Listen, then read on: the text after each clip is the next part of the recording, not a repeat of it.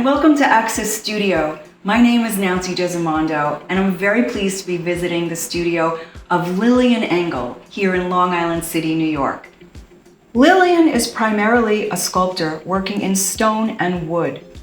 Her original studies in figure drawing and experience casting figurative clay sculpture into plaster inform her current sculptures that veer towards abstraction. Stone carving became a major interest when Lilian began working with Japanese sculptor Seiji Sato at the Art Students League in New York City. Lilian developed her stone carving skills further at a workshop in Pietrasanta, Italy, where she began using pneumatic tools. Her work is distinctive in its fluid blending of forms found in nature and the human body. These sculptures, carved out of various types of stone and wood, move through space, alluding to the dynamics of dance, and exude a sense of quiet introspection. Lilian exhibits extensively in New York at the Catherine Lorillard Wolfe Art Club, as well as the Allied Artists of America and the Salmagundi Club. Her work has also been featured in the International Juried Sculpture Exhibition at the Rogue Space Gallery in Chelsea, the Feinstein Gallery at the University of Rhode Island, and the Canton Museum of Art in Ohio. In 2015, she was invited to participate in a two-person exhibition with painter Gary Kaleda at the Susan Ely Gallery in New York City. Her sculpture, Seated Figure, was featured in the art section of the Wall Street Journal, and Susan Ely continues to represent Lilian's work on Artsy. Lilian has been awarded grants from the City Artists Corp and the Nessa Cohen Memorial. Her work has received awards from numerous organizations, including the Allied Artists of America, the Salmagundi Club, the Council of American Societies, and the Catherine Lorillard Wolfe Arts Club. Lilian is an elected member of Allied Artists of America, Catherine Lorillard Wolfe Art Club, and the Long Island City Artists. Her work is held in private collections in the US, France, and part of the permanent collection of the Art Students League in New York City. Hi Lilian, thank you so much for having me in your studio today. I'm such a huge fan of your work. Oh, thank you. It's a pleasure to have you. What inspired you to pursue art as a career? I always loved art. That's always something I wanted to do. And I grew up in Rhode Island and I decided to go to Rhode Island College. My first interest was in theater. And then when I moved to New York, I realized that might not be the best career. So I studied graphic design and worked as a graphic designer. So how did you go from graphic arts to sculpture? Well, I love working from the figure, and I signed up at the Art Students League. I went to the open sketch classes as much as I could. And I just love working from the figure. But after a while, I decided to try sculpture. And I signed up with Rhoda Chabel's sculpture class. And I really loved working in clay with my hands. And when I finished my first piece, The Dancer, Rhoda was someone that encouraged us to be professional and have it bronzed. And I learned about the lost wax technique. And I actually went to the foundry and touched up my piece in wax. And that was really cool. What a wonderful piece. You've also done plaster cast sculptures based on the figure. Yeah, after Rhoda's class, I got excited about Barney Hode's class because they were working life size. And I tried that. I learned a lot about how important it was to build a good armature to hold 20 pounds of clay. But then when you finish, the clay is not a permanent medium, so you have to learn to cast. And casting was also a new thing, and it was very exciting to learn how to do that. And after 1 year, we had a class show. I did a bust of the model, and I won Best of Show. And at the end of the year, the league buys some of the red dot pieces, and they bought my piece. So my piece is included in their permanent collection. That's terrific. Yeah, and then I had two more life-size pieces. I did two full life-size pieces, and I was so excited about working with a portrait that I started working on one at home in my living room, and I had somebody pose for me. He was an Ecuadorian wood carver, and I entered that piece in when I applied for the Nessa Cohen grant, and I won that grant. So Wow. in my first 2 years doing sculpture, I got some affirmation, so that got me to keep going. Did you continue studying at the League while you had your own studio? Oh yes, I still had much to learn, and I also was looking to explore stone, and I started taking stone classes. Oh, wow. So my first few stone classes, I did what's called direct carving. I just worked with organic shapes. I tried to get used to working with a chisel and a mallet, getting used to chiseling a stone.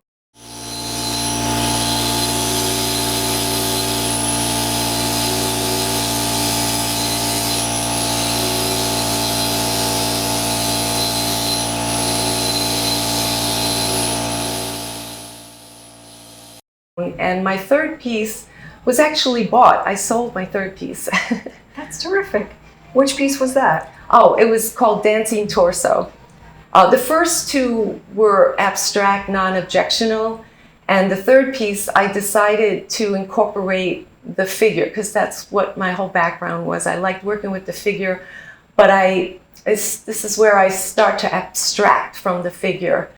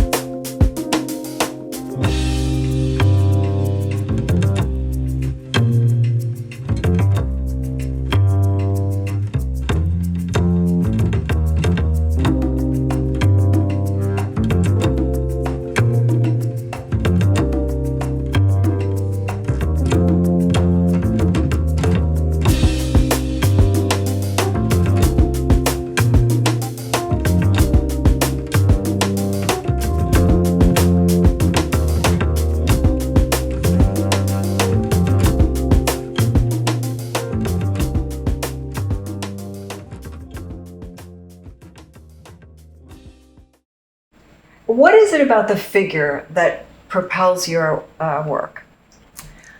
All the information about design, and the figure is three-dimensional. I'm a designer. I can see things in one plane, but I don't know how to see all three sides. So the figure is continuous all around. So understanding form in the round, everything about design and form is in the figure. And I just had to get to a place where I just didn't want to be copying the figure anymore. I wanted to explore and go beyond and play with movement and design, but there was still a heavy influence of the figure. And I've always loved dance, and that's always been an inspiration for me.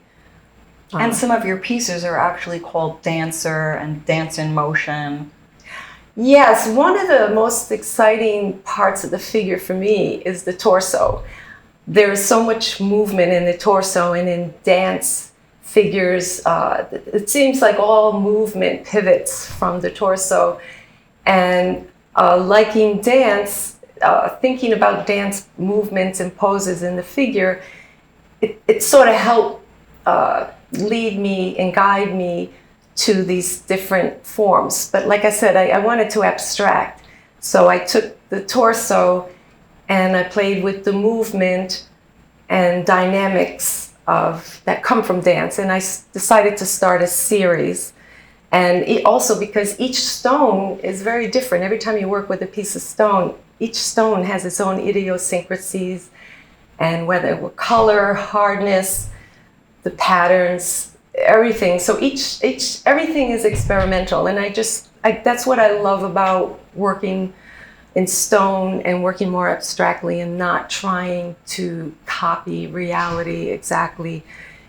I'm constantly experimenting and learning and exploring new materials and also trying to go even more abstract.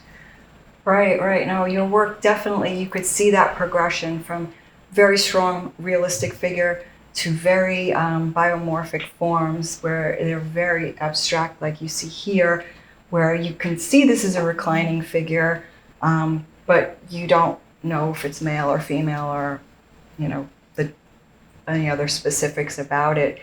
I find that very beautiful that it's so sinuous and then also talking about the stone, I had a question about, you mentioned that each stone has its own idiosyncrasies. Did you ever have any problems with a particular stone that you didn't anticipate?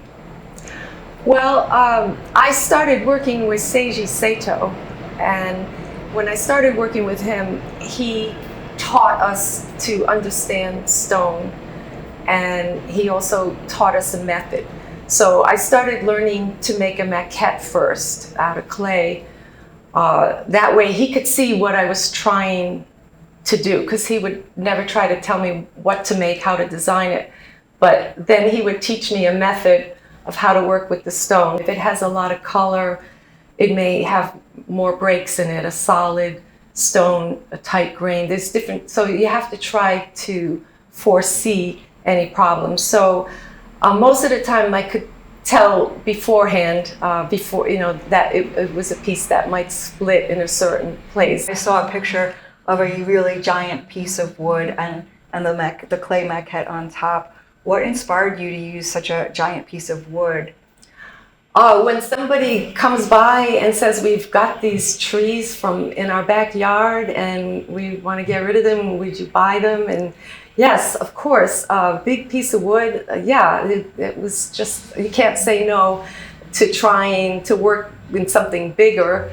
And it was challenging. But of course, with the help of my teacher, because I had never really worked in wood before, and it requires new tools and different things to think about than stone, because wood has grain, and each piece of material is a new discovery, a new challenge.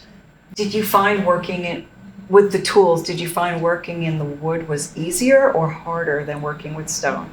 Well, one of the things that was good with Seiji is that he encouraged us to use power tools.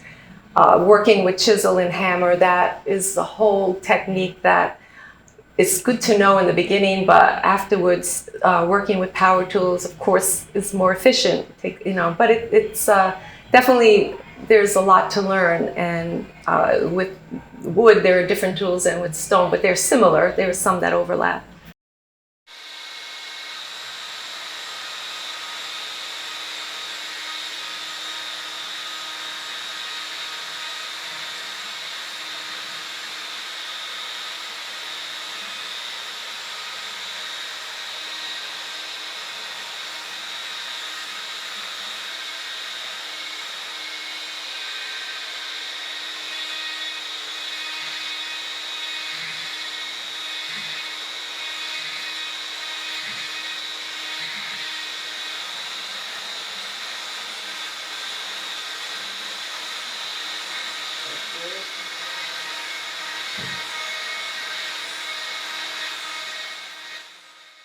How did the opportunity to study stone carving in Pietrasanta, Italy affect your process?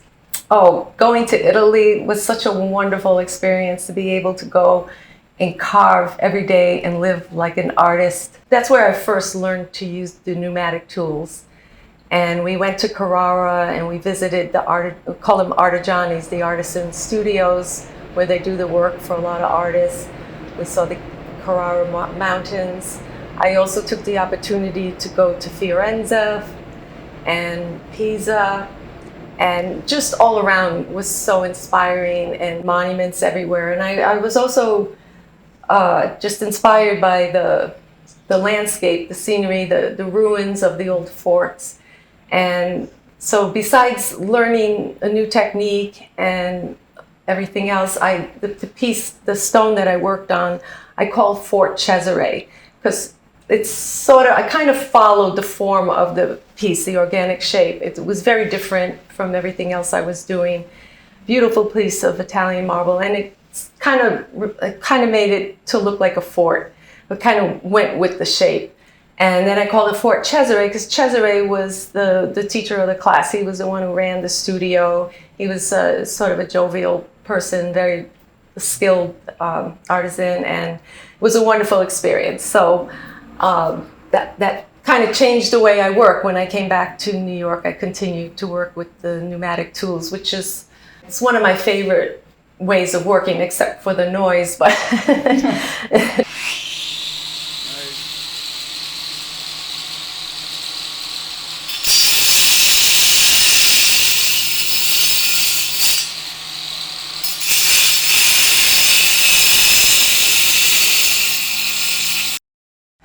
You've worked with a lot of different materials: clay, plaster, wood, stone, and as well as metal. yes, every once in a while, I would try something new. I took a class with Celia Keys. It was more conceptual art, and it was combined with welding, the welding class. And I was into a different series at this point. I was working with bird-like forms, and I decided to do bird wings. And I tried working in metal, which was also challenging and interesting. That's a material you don't work in often. You've done cast steel and cast bronze and even assemblages with steel forms painted and such. Can you discuss those pieces? Sure. I don't like to just stick with one thing, and I want to express something. And I found that I had an opportunity to learn to work in metal, I think, as I discussed earlier. And when I was doing the series of the bird-like forms, I decided to do one in metal. So this piece is another version of the bird-like forms, but this one is done in steel. And it's different because it's not in an organic material like stone. It's made out of steel, but the natural material is underneath. There's the earth. And the other thing about it is that it makes a statement about birds in the urban environment. It's beautiful. Thank you. So working with steel is something very new, and again, it requires time. And right now, I'm just going to stick with the stone for a while.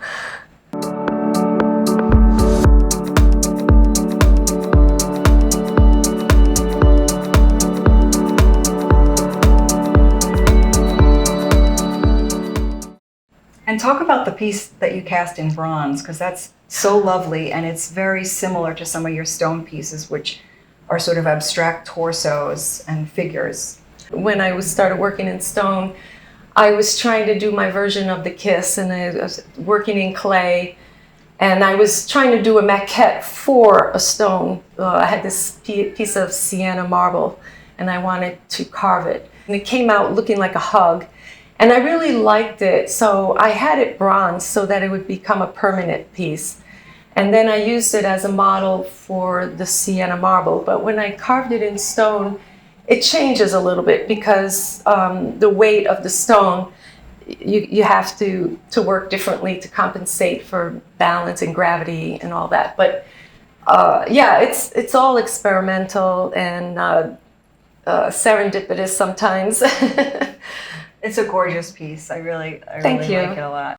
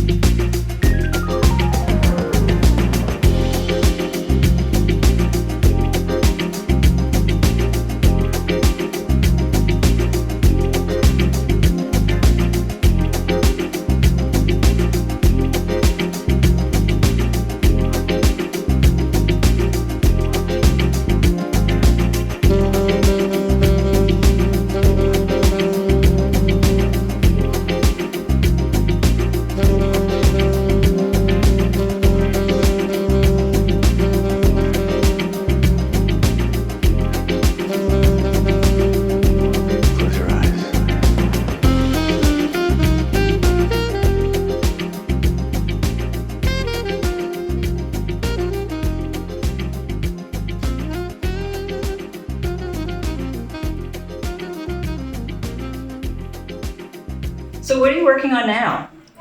Well, I'm also working with steel, but a little differently. I'm making a steel base for this alabaster piece called Origins. Alabaster is more translucent and softer than marble, and it's sort of an organic form that looks almost like birth, and I call it Origins, but it's resting on top of this base of steel, and the reflection on the steel just adds another dimension. So I'm playing with combination of materials.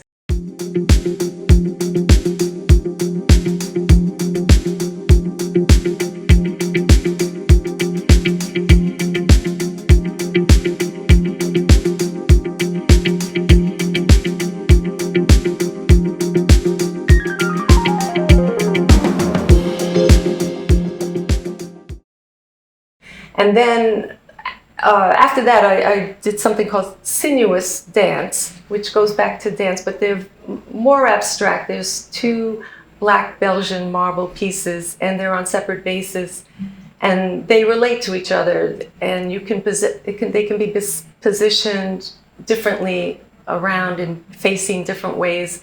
And it's about the interaction of more than one piece.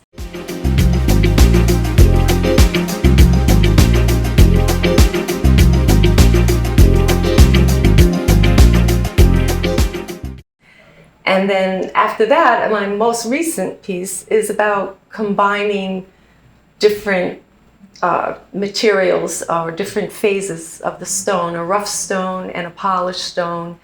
And I'm going to keep building on that idea of assembling pieces of stone instead of carving away. And that's the piece Interim that you're referring to. Interim sort of came up during this pandemic.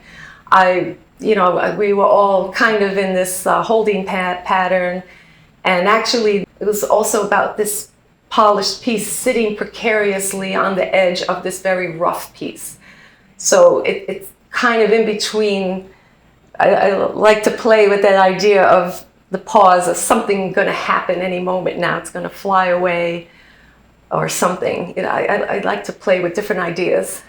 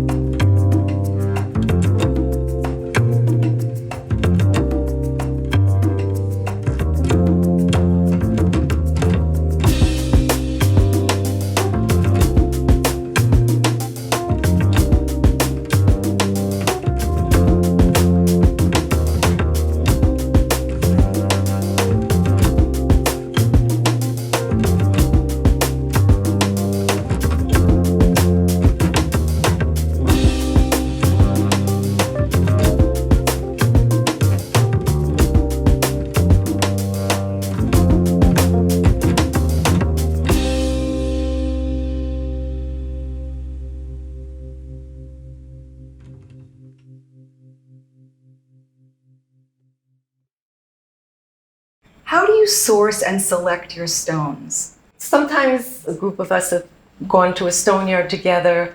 For a while, I knew somebody that was bringing them back from Italy.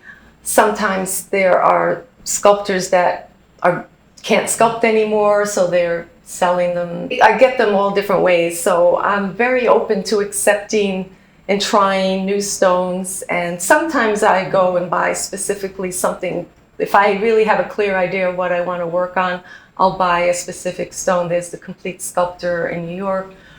There were quarries in Vermont.